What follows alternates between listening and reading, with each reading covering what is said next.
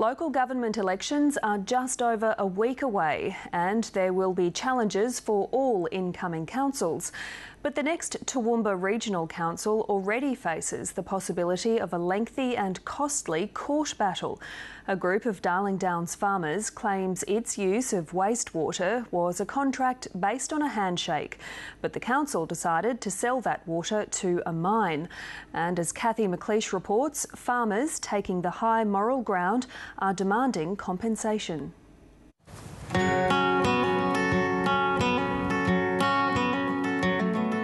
Andrew Cath has a long connection to this property at Gowrie Junction near Toowoomba.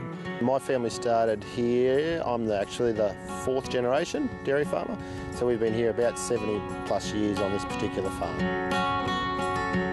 My wife and I purchased this farm 6 years ago from my mother and father. They invested in a future for their family at a time when the inland region faced crisis.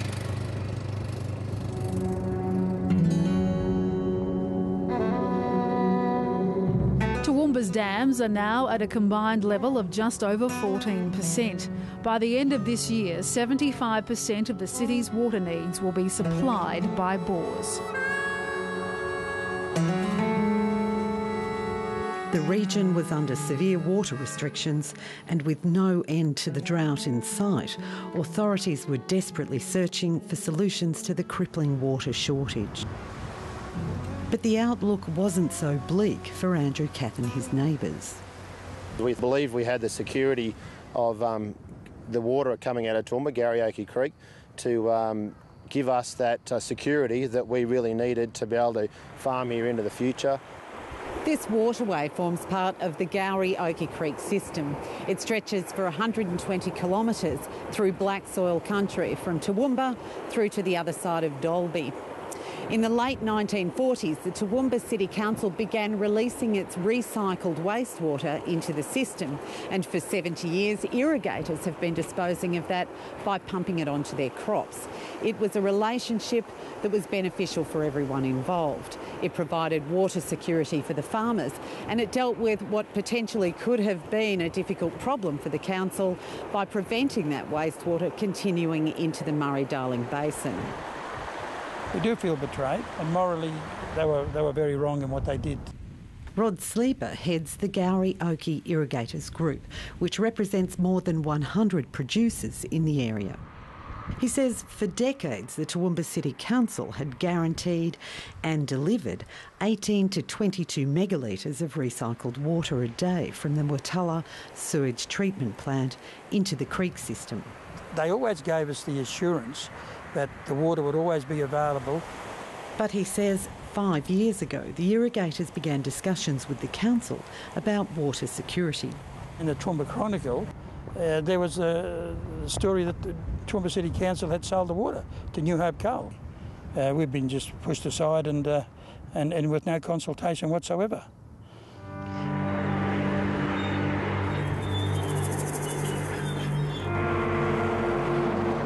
The New Hope mine at Ackland produces almost 5 million tonnes of coal a year and uses water for washing and to suppress dust.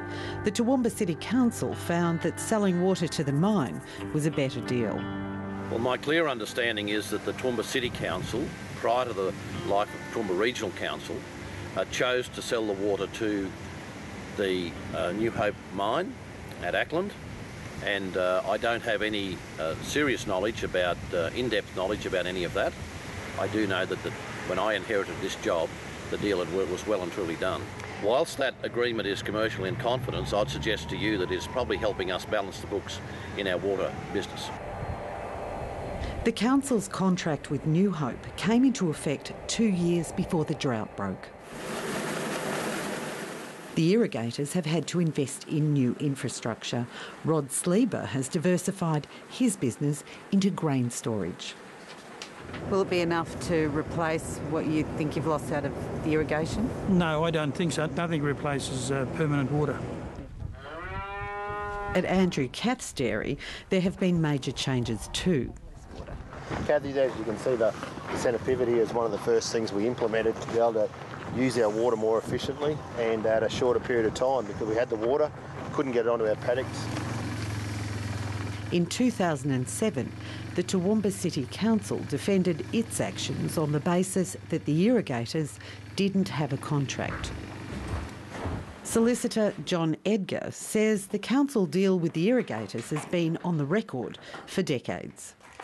For instance, this 1996 state government document noted that the council recognised water users' dependence on the system and gave an undertaking that discharge will not be reduced to below 20 megalitres a day without consultation. Legal advice suggests that under contract law, an arrangement that's existed for 70 years is a contract. That contract is something which says that for the benefit of the council, the irrigators took that water, put it on their fields, relieved the council of an expensive obligation, and in the process gained a benefit for themselves. That's a contract. The farmers say they need the water, but failing that, they claim the council is responsible for lost income, the cost of new infrastructure and the impact on land values. We would rather, I guess, work something out with Toowoomba Regional Council rather than go to court, and maybe that might happen with the new council.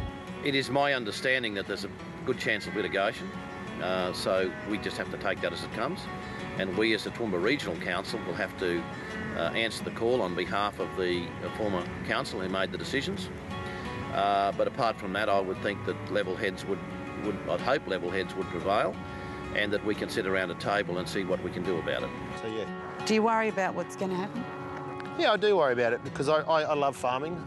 It's my life, it's my passion, and I think we're an important niche to our whole community, and to not be here and that, yeah, it really concerns me. I think it'd be sad to be the last farmer in our area and we'll be gone, so yeah.